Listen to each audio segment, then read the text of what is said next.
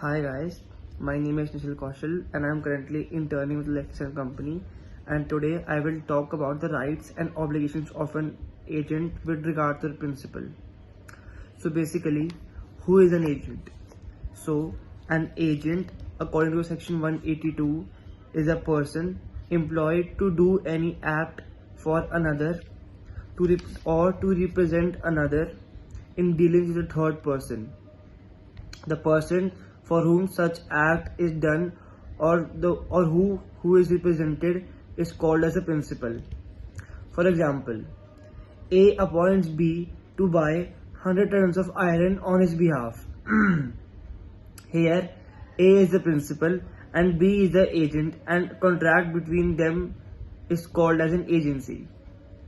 Thus, an agent is a person employed to do any act for another or to represent another in dealings with third persons. But a person who merely gives advice to another in matters of business does not thereby become his agent. The duty of an agent is to enter into legal relations on behalf of the principal with third parties. But by doing so, he himself does not become a party to the contract or the contract, nor does he incur any liability under the contract. Principal shall be responsible for all the acts of his agent, provided that they are not outside the scope of his authority.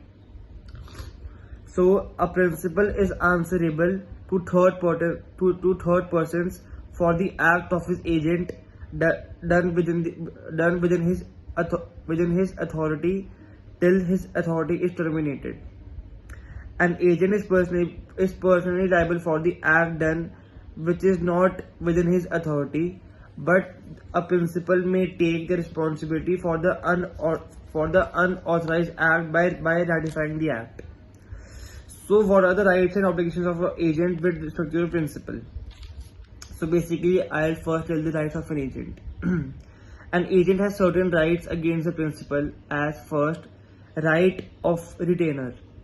According to section 217, an agent has the right to retain any sums received on account of the principal if there is any due to agent in respect of his remuneration or advances made or expenses properly incurred by him in a contract of agency.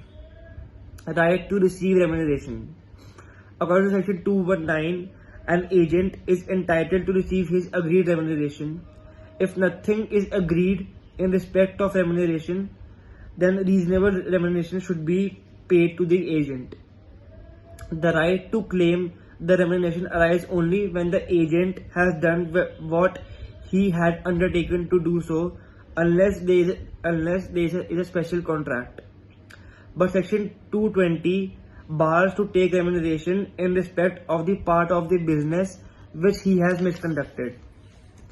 Right of lien.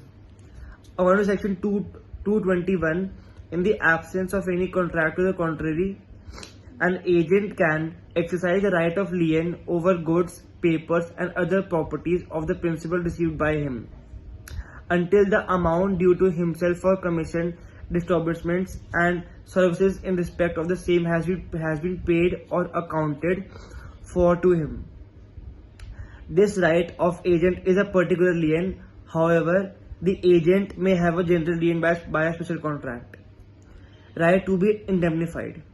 Section 223 says that an agent has a right to be indemnified against the consequence of an act done in good faith, though it causes an injury to the rights of the third persons.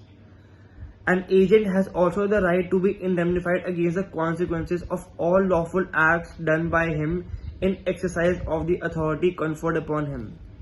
However, according to section 224, the agent cannot claim indemnity in respect of acts which are apparently unlawful or criminal.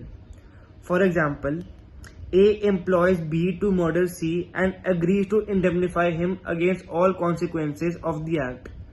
B thereupon murdered C.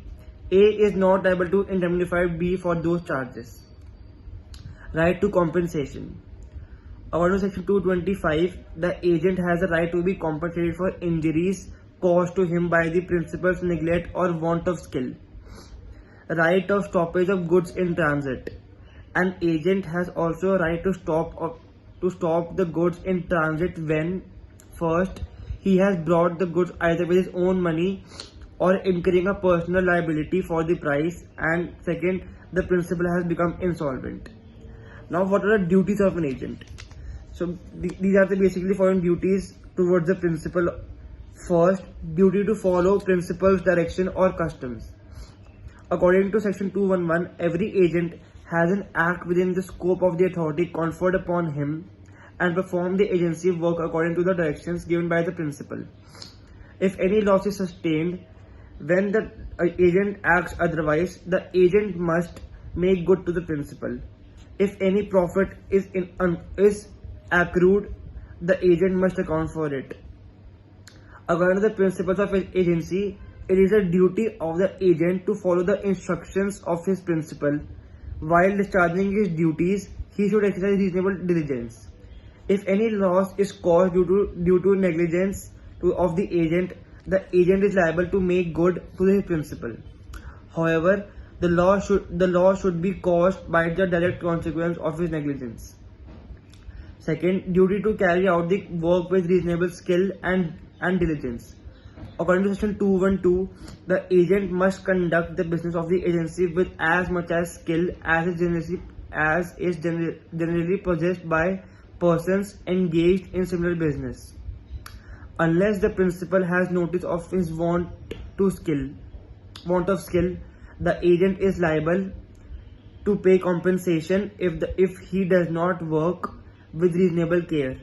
However, he is not liable for indirect or remote losses.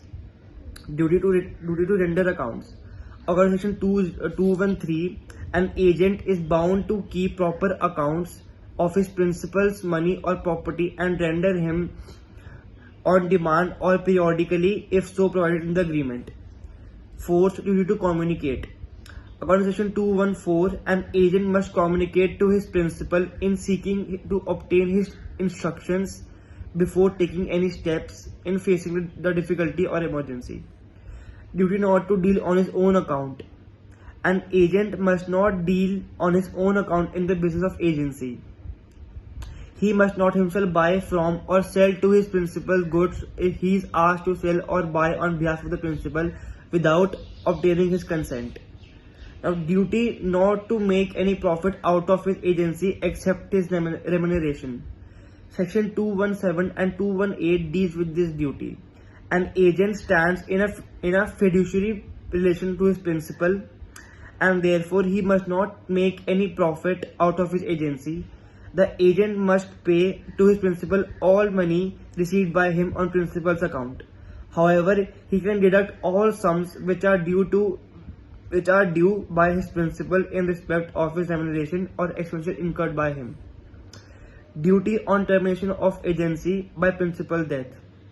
The agent must take all responsible steps for the protection and preservation of the interest entrusted to him when an agency is terminated by the principal dying or becoming of unsound mind. Duty not to delegate authority.